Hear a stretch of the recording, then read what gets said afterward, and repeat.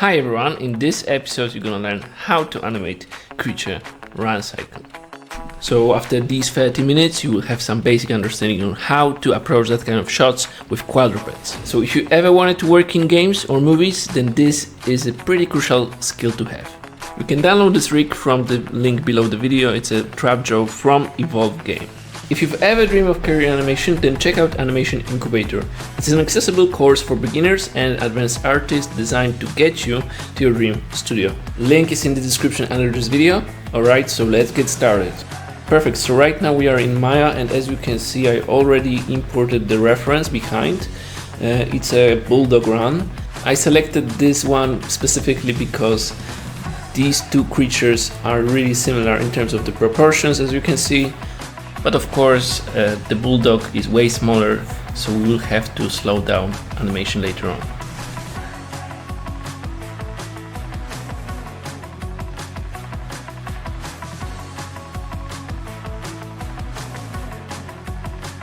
So we already have the first pose, and let's go to another extreme. Let's create the second pose. It's gonna be totally different, right?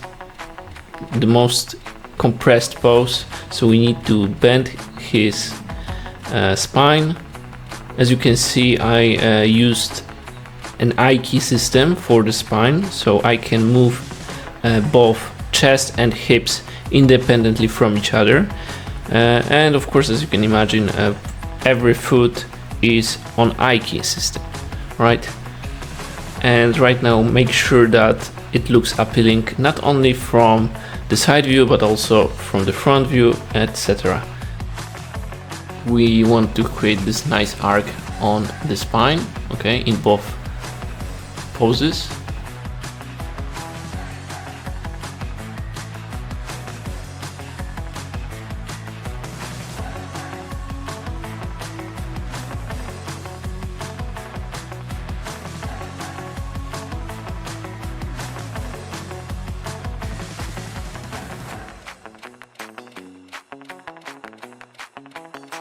And right now we can work on the passing position. This is the moment when this front paw is passing through the chest, right here, and this one is forward.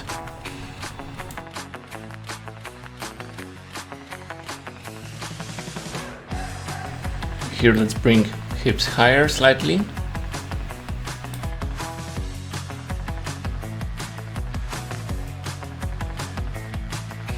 Okay, and this stage is pretty complicated. As you can see, we are heavily working with the reference, comparing stuff.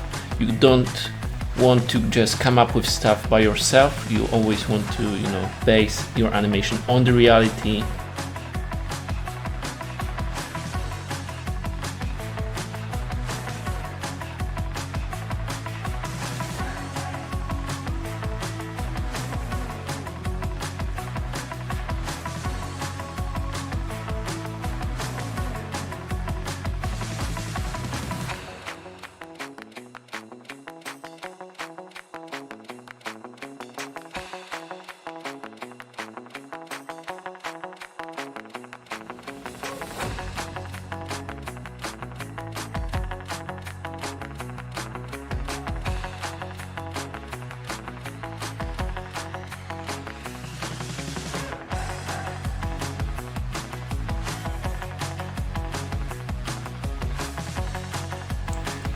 Here we just need to make sure that there is a contact and also the movement on this paw.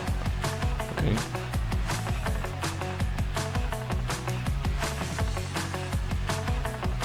And here as well.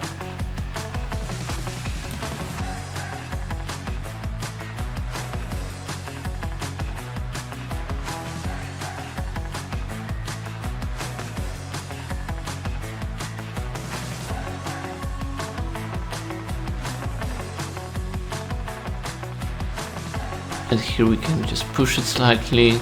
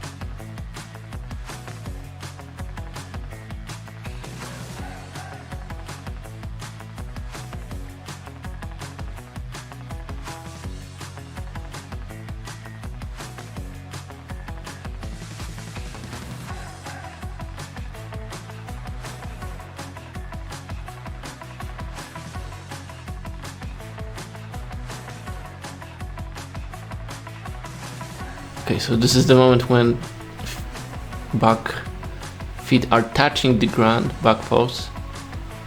One front foot paw has to be backward a little bit, like this, exactly. And this one has to be much further.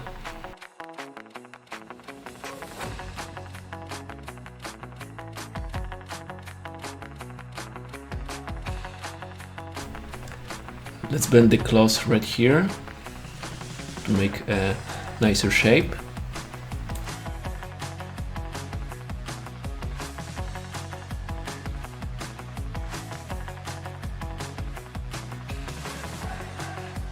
And this one, as you can see, is like extending a lot, right? So it's like a full extension here, almost. And yeah, we need to track also the head movement. It's moving forward a little bit.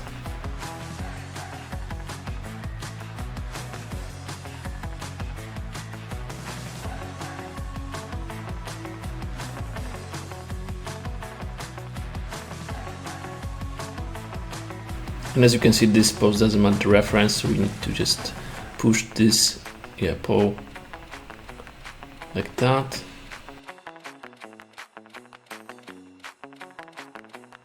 And right now we need to bring the shoulders upward to show that they are, let's say, pulling the front paws whenever they are moving.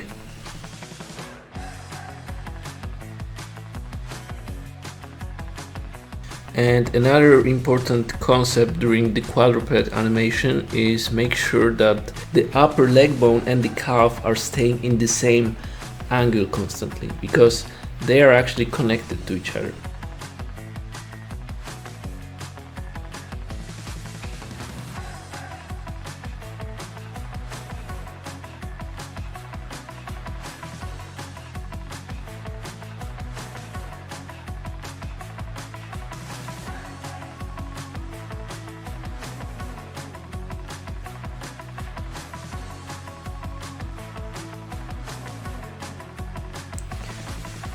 Cool, so let's animate the head right now. Alright, we need to focus on the head and make sure that it stays in the horizontal line. Okay, the character has to look forward basically, especially when we are animating the creature, the predator. It has to focus on the direction where it's going, or on the prey, or on the target. Okay, and let's switch our focus to the hips right now, and remember, make sure to add more up and down on the hips than on the chest, because that's how it works in quadrupeds. Okay, let's go to the graph editor. Let's clean up the Y curve, which is responsible for up and down movement.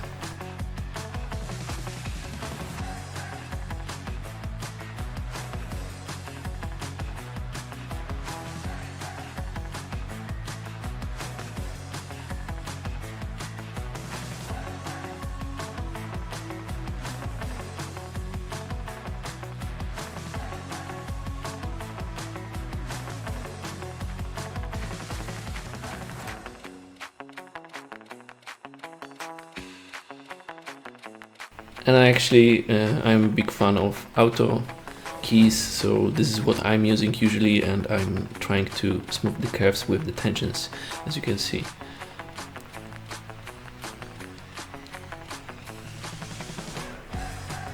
Okay, and just make sure that this extreme points are smooth.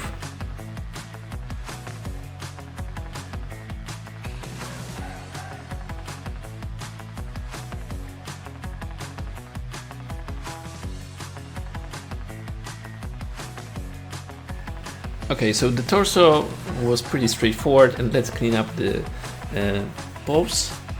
And as you can see, it's a mess here. So here we need to make sure that the beginning and the ending is smooth. Okay, so it's looping perfectly. And here we need to make sure that one side is linear, okay, and the other has like nice acceleration and deceleration, because whenever the character touches the ground, it has to move with constant speed. Okay, so that's why it has to be linear. Okay, and as you can see, I'm sometimes selecting both controllers simultaneously just to make sure that we have the same basically curves, and yeah, and it's clean. So maybe it's faster for you this way.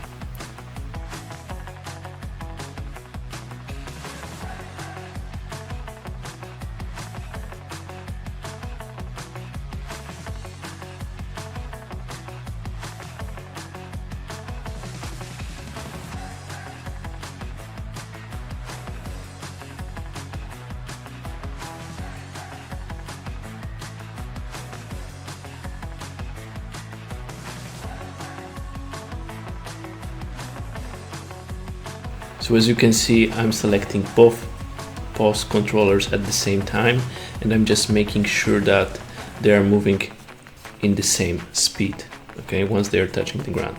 It's really important because otherwise they will be sliding.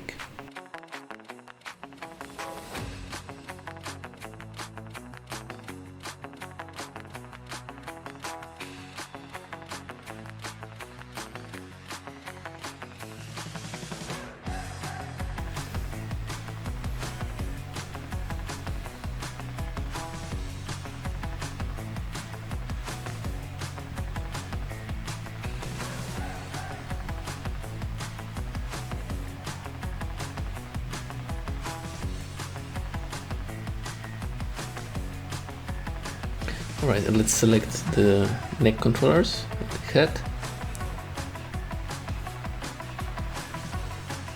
Alright, looks good, and right now we can retime it a little bit. Okay, so select everything and just make sure it moves faster. Okay, so I use the tools for that in Graph Editor.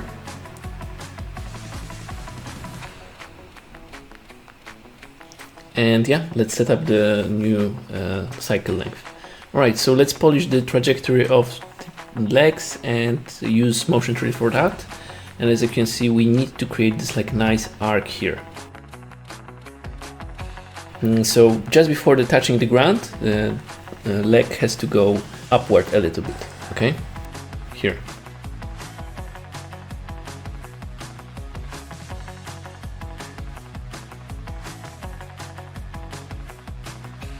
So try to copy this like a shape, usually it works pretty well.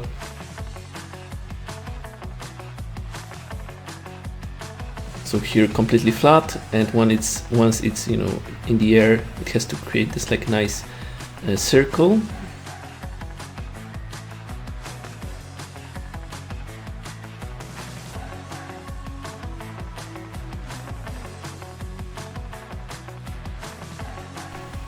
And then it goes straight to this arc here. Exactly, works pretty well, and it's gonna work nicely for the human animation as well. Okay, make sure that the spacing is right. Okay, it has to accelerate gradually.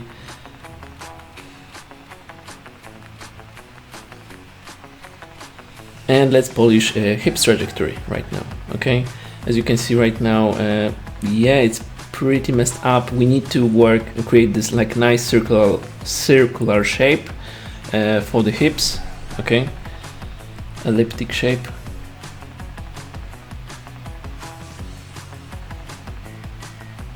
And let's polish the head trajectory, and just make sure to fix the hips because they gonna, it's gonna affect the head movement first. So first the hips, then the chest, and then the head at the end. So we need to make this circular shape as well here, and just make sure that the head doesn't hit the invisible walls or something like that. Okay, and at the end we can just create this like overlapping action on the head, on the chin. And let's test it out. It looks pretty good. So I'm using additional layers just to make sure that I can check it and turn it off whenever I want. And as you can see, even though it might work correctly in one place, when you turn it turn on the translation forward, it might break. So it's really important for us to test it out beforehand. And as you can see, I've spotted some mistake on my paw here, so I need to clean up this a little bit.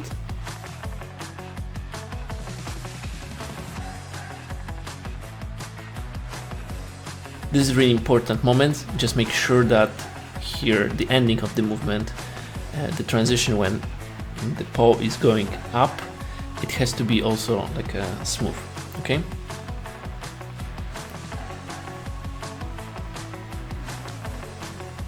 And this has to be completely like linear, as we know.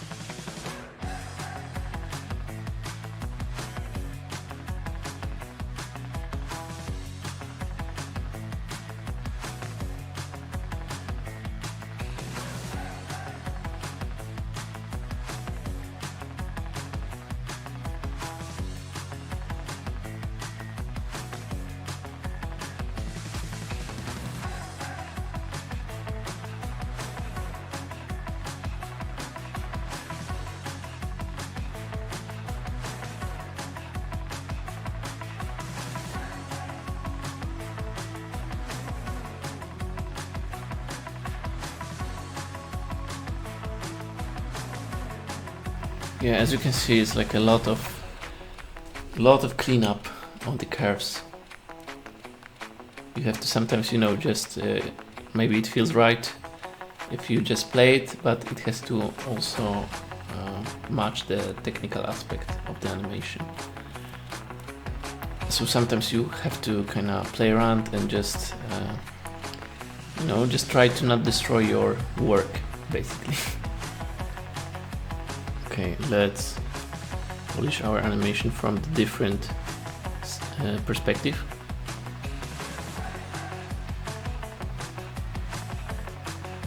Okay, it can just, whenever foot is on the ground, it can't move to the side, okay?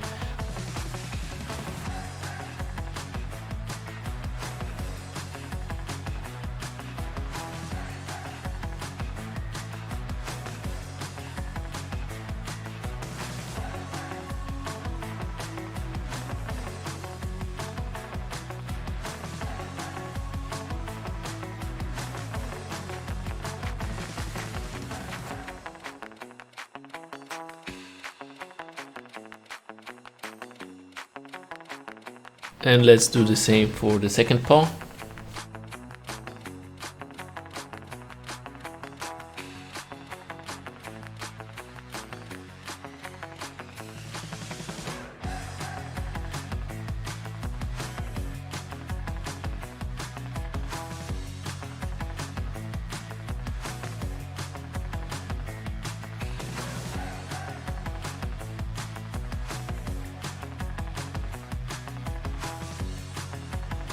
Right, to make it more interesting, we can add some overlap.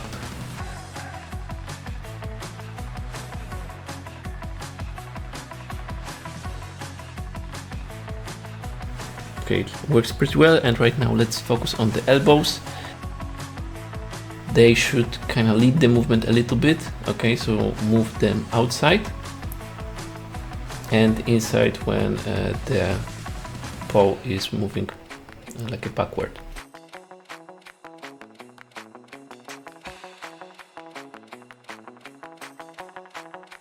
And also important to just make sure that the spacing is right for the elbow, actually.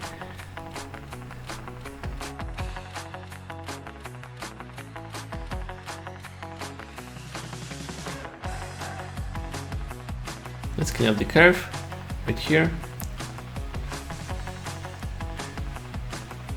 And I think it's fine. Okay, in this section, we're gonna add some energy to our run cycle, because overall it works pretty well, but it lacks some energy. So when I created additional layer, okay, and I'm looking for the moment when the back legs are pushing the character, okay. So After that, I want to move the character forward a little bit. So right here, okay, you can see here, okay, we need to create this push, this momentum.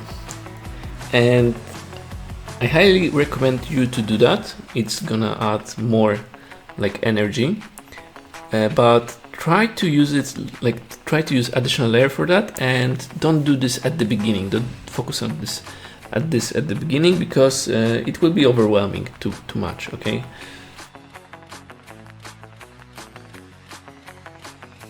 And as you can see, you know, it starts to look better, in my opinion.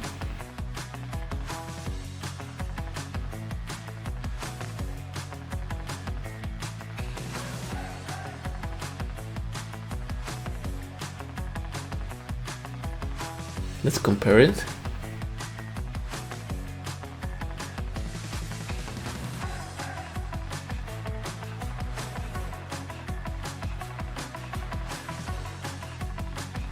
And of course, the front legs also have to slightly move.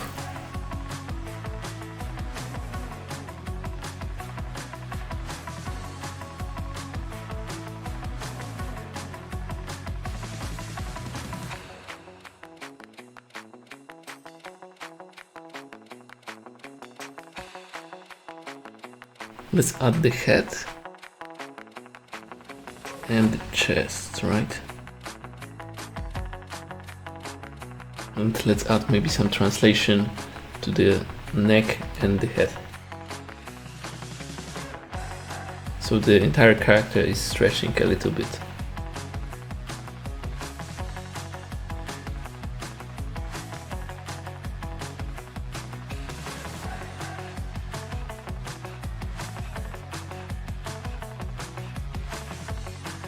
Of course, we need to make sure that the same pose is at the beginning, so it blends nicely. Right, it works pretty well. Let's turn it off and let's turn it on, compare it. Okay, you can see the difference. Clearly there is a difference. And right now we will do similar approach, but with the weight, because I feel that we're lacking some feeling of the weight. There is no enough up and down happening on both on the chest and on the hips. So we'll create several keys, okay, when the character is supposed to go down here and then here a little bit higher. Okay, so when there is the majority of the energy right here, right, it should go up.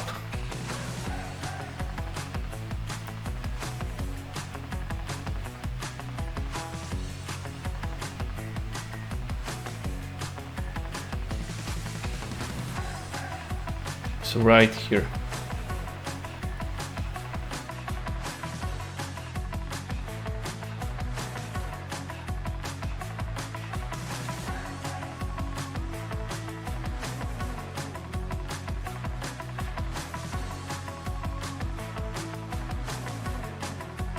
Right, works pretty well. We can move on to the next part then.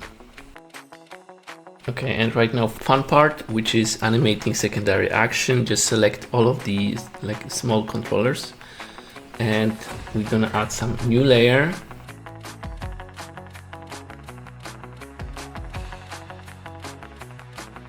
And let's move it. So as you can see, it's gonna add some like a fleshiness to our character. Okay, on the neck especially.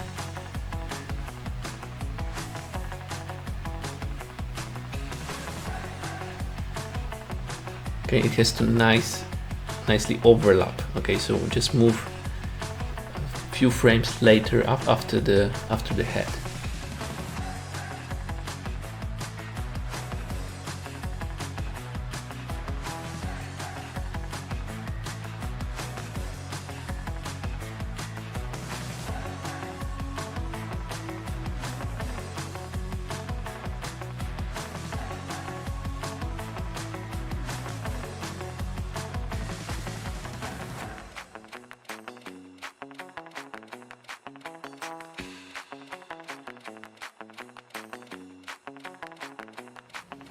Okay, works pretty well so far, and then we can just go to the graph editor and just polish it.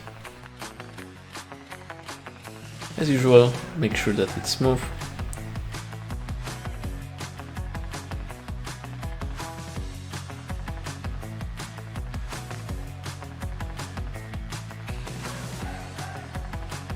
And right now, let's do the same, but with the other controls.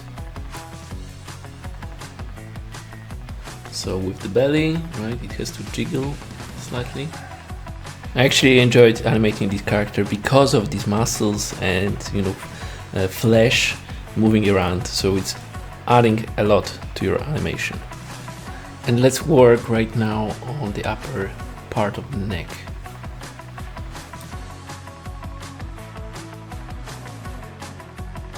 The most important part is the fact that we can then later on play around with the layer weight parameter, and if you think it's too much, then you can always decrease it. And okay, and let's animate these small controllers on his chin.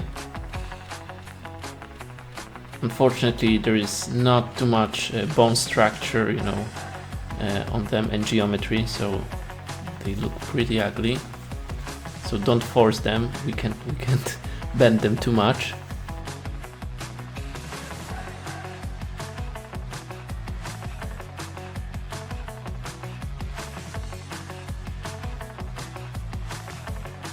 So I animated them simultaneously, all of them, and then I tried to add some variety here, okay?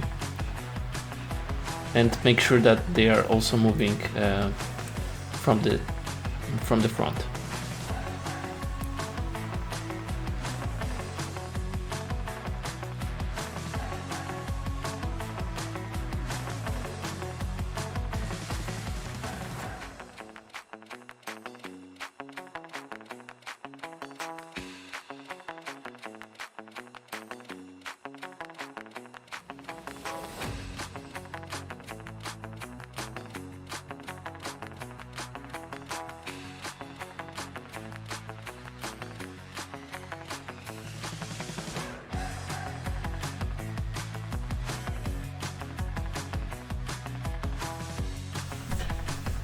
Sweet, looks good, guys. So hopefully you learned something new from this video, and right now you can animate the creatures by yourself if you want. So guys, if you treat this career path seriously, check out Animation Incubator. It's an accessible online program where you can work directly with me, and also you will get all the necessary materials and lectures. So yeah, if you are serious about this for this current price, it's 100% no-brainer. Check out the link down in the description of this video, and hopefully see you inside the course.